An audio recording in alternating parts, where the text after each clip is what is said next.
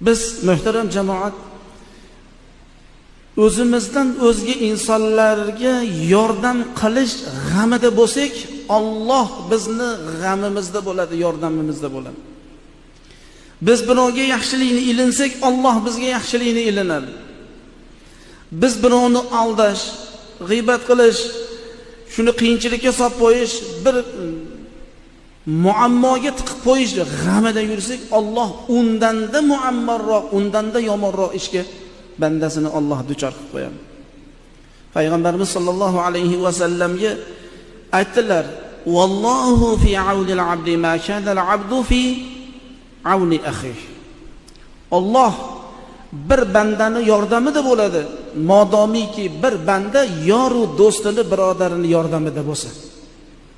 Biz qiylanganga yordam qilib, yo'lini topa olmaganga to'g'ri yo'lni ko'rsatib, zalolatga ketayotganda hidoyatga bag'ishlab, yomon ishlarni qilayotgan bo'lsa yaxshi ishlarga chorlab, ularni yaxshilikka chaqirib qo'yishlik yaxshi do'stlikning bir belgisi.